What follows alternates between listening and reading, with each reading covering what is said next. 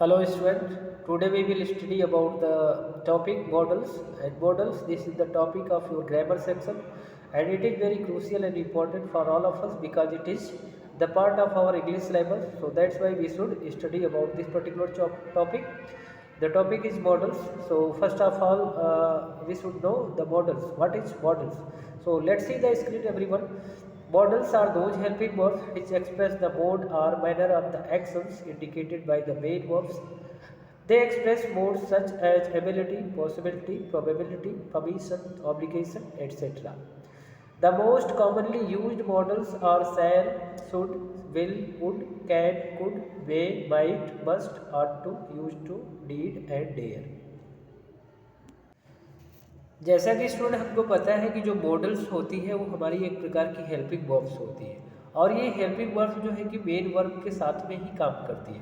Main verb की indication के माध्यम से मेन वर्ब हमारी इंडिकेट करती है कि हमारा एक्शन किस तरीके का, हमारा एक्शन का जो लहजा है, एटीट्यूड है, किस तरीके से जो है कि होना चाहिए, ये जो है कि इसको रिप्रेजेंट करने का काम करती है।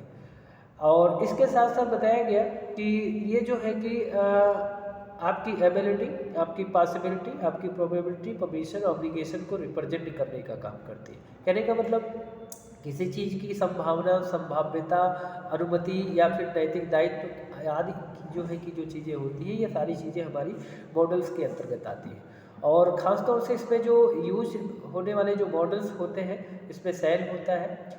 सेल का पास्ट आपका शुड होता है और शुड खास तौर से आपको जो है कि एडवाइस देने के लिए होता है, ठीक है, सजेशन के लिए होता है। विल का जो है कि पास्ट वुड होता है, तो will, would, can, could, may, might, ये जितना आप देख रहे होंगे, ठीक है। पहले ये सारे हमारे जो मॉडल्स हैं, are to, use to, need and dare.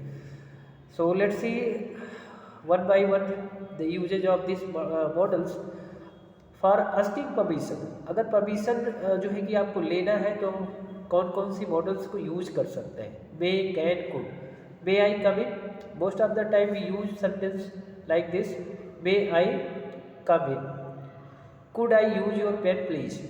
These type of sentences you may use for seeking permission. इस प्रकार के सेंटेंसेस का इस्तेमाल आप जो है कि परमिशन लेने के लिए, परमिशन मांगने के लिए कर सकते हैं। Make a request, can and could.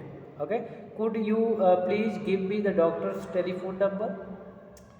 This is making for request. यहाँ पे could का इस्तेमाल हम रिक्वेस्ट के पर्पज से यूज करते हैं। And let's see the next point, express a possibility. May, might, could. May, might, could, it also express the possibility of anything. It might rain during the night. बताया गया कि जो है कि रात में या रात के दौरान बारिश हो सकती है, this is the possibility. Give advice और suggestion. Should, as we know that student, should for suggestion. जैसा कि हम जानते हैं शुड का इस्तेमाल खास तौर से एडवाइस या सजेशन के लिए इस्तेमाल किया जाता है। So you should wear helmet while riding your motor bike. जब आप मोटर बाइक चला रहे होते हैं तो आपको जो है कि हेलमेट पहनना चाहिए। एक्सप्रेस नेसेसिटी और कंपल्जन। बताया गया कि जब कोई चीज़ अनिवार्य हो, बहुत ही ज़्यादा जरूरी हो, बेहद जरूरी हो, you will use must and have to. Okay, we must slow down while driving in front of a school. बताया गया कि स्कूल के सामने से जब हम ड्राइव करते हुए गाड़ी से जा रहे होते हैं तो हमको मतलब स्लो चलना चाहिए, मतलब धीमी गति से चलना चाहिए। I have to submit my project by tomorrow. और यहाँ पे देखिएगा कह रहा है कि कल तक हमें जो है कि मुझे जो है कि मेरा प्रोजेक्ट जो है कि अपना सबमिट करना पड़ेगा। This is the compulsion. Have to use for compulsion. Express prohibition. Prohibition का मीन्स यहाँ पे स्टूडेंट निषेध से है। You must not talk loudly in the library. You have seen the quotation keep silence. So definitely you have got this particular sentence, you must not talk loudly in the library. जैसा कि student आपने library में देखा ही होगा, वहाँ पे बहुत सारे कोटेशन लगे होते हैं, कीप साइलेंस। सो इस सेंटेंस को पढ़ने के बाद आपको पता चल जाएगा कि you must not talk loudly in the library. Library में आपको इतना तेजी से बात नहीं करना चाहिए। एक्सप्रेस ए प्रॉमिस और इंटेंशन, विल और शैल। बताया गया कि अगर प्रॉमिस को जो है कि आपका वायदा, आपके इरादे को भी आप एक्सप्रेस करना है तो यू विल यूज विल और shall. I will mail you my address. मैं अपना पता तुमको मेल कर दूंगा। Express wish. May you have a long life, may you have a long life, this is the wish, for wishing you will use may you have a long life, मतलब आप दीर्घायु रहे, मतलब आपकी उम्र लंबी हो। Okay, student, let's see some more usage of the models. Point wise, a model does not change according to the number or person of the subject.